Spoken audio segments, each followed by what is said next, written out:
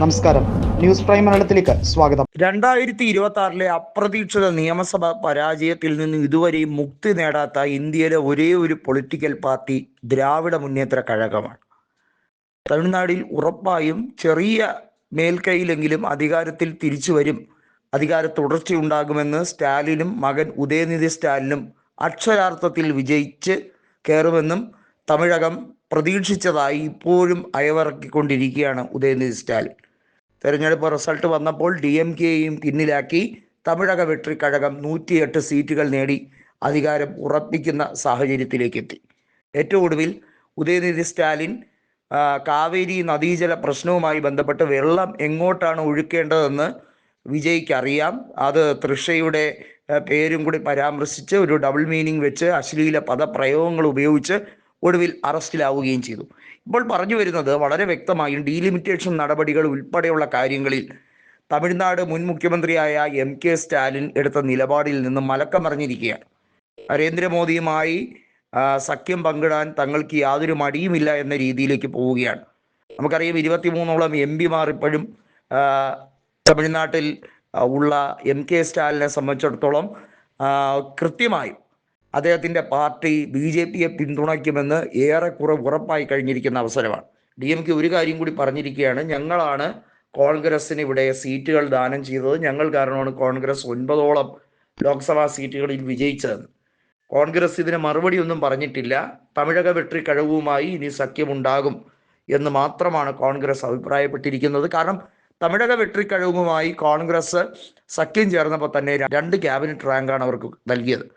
ഒന്ന് ടൂറിസവുമായി ബന്ധപ്പെട്ട്, തമിഴ്നാട്ടിൽ വളരെ പ്രാധാന്യമുള്ളൊരു വകുപ്പാണ് ടൂറിസം വകുപ്പ്. മറ്റുള്ളത് എന്ന് പറയുന്നത് ഉന്നത വിദ്യാഭ്യാസമാണ്. തമിഴ്നാട്ടിലെ ശരാശരി പൊതുവിദ്യാഭ്യാസം, ഉന്നത വിദ്യാഭ്യാസം ഉൾപ്പെടെയുള്ള കാര്യങ്ങൾ കോൺഗ്രസ് നേതൃത്വം കൈകാര്യം ചെയ്യുന്ന ഒരു സാഹചര്യത്തിലേക്ക് കാര്യങ്ങൾ പോകുമ്പോൾ തീർച്ചയായും അവരുടെ പാർട്ടിക്ക് വളരാനുള്ള ഒരു വളക്കൂറ് കൂടിയാവുകയാണ്. അത് രണ്ടും കൂടി ആകുമ്പോഴത്തേക്കും ദ്രാവിഡ മുന്നേറ്റ കഴകത്തിൻ്റെ കിളി പോയിരിക്കുകയാണ്. ഉദയനിധി സ്റ്റാലിനും കൂടി കാട്ടിക്കൂട്ടിയ അഴിമതി കഥകൾ, കോലാഹലങ്ങൾ, രണ്ടാം യുണൈറ്റഡ് പ്രോഗ്രസീവ് അലയൻസ് സർക്കാരിൽ UPA സർക്കാരിൽ അന്ന് DMKയുടെ മന്ത്രി കാട്ടിക്കൂട്ടിയ അഴിമതികൾ, 2G സ്പെക്ട്രം ഉൾപ്പെടെയുള്ള കാര്യങ്ങളിൽ ലേലത്തിൽ ഉപയോഗിച്ചിരുന്ന രീതികൾ, മാനദണ്ഡങ്ങൾ എല്ലാം ഒരു പഴങ്കഥയല്ല. അതെല്ലാം ആരും മറക്കാത്ത, ഇപ്പോഴും വളരെ പ്രാധാന്യത്തോടു കൂടി നിൽക്കുന്ന ഒരു വിഷയം തന്നെയാണ്. അതിൽ നിന്നും DMKയ്ക്ക് ഒരിക്കലും ഒഴിഞ്ഞു മാറാൻ കഴിയില്ല. BJP വിട്ട അന്നാമലൈ DMKയെ കുറിച്ച് പറഞ്ഞൊരു കാര്യമുണ്ട്, ഇന്ത്യയിലെ തന്നെ ഏറ്റവും വൃത്തികെട്ട പാർട്ടിയാണ് DMK എന്നുള്ളതാണ്. കാരണം അവർക്ക് യാതൊരു സ്റ്റാൻഡും ഇല്ല. അവർ ഇന്നലെ പറയുന്നതല്ല നാളെ പറയുന്നു. ഇന്നലെ ആരുമായിട്ട് സഖ്യം ചേർന്നോ അവരെ വഞ്ചിക്കാനും ചതിക്കാനും യാതൊരു മടിയില്ലാത്തവർ. വാസ്തവത്തിൽ DMK എന്തിൻ്റെ പേരിലാണ് കോൺഗ്രസിനെ പിന്തുണയ്ക്കുന്നത്?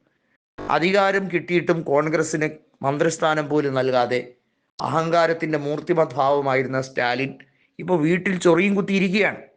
അങ്ങനെ ചൊറിയും കുത്തി ഇരിക്കാൻ കാരണമായ സ്റ്റാലിനെ വിജയ് വീണ്ടും വീണ്ടും കളിയാക്കുന്നുണ്ട്. എവിടെയാണ് നിങ്ങളുടെ അച്ഛൻ? നിങ്ങളുടെ അച്ഛനോ നിയമസഭയിൽ ഇല്ലല്ലേ, തോപ്പിച്ച് ജനങ്ങൾ വിട്ടല്ലേ? കൊളത്തൂർ എന്ന് പറയുന്ന നിയോജക മണ്ഡലത്തിൽ സ്റ്റാലിൻ തകർന്നടിയുന്ന കാഴ്ചയാണ് ഇത്തവണ കണ്ടത്. അതെല്ലാം കയ്യിലിരിപ്പ് കാരണമാണ്.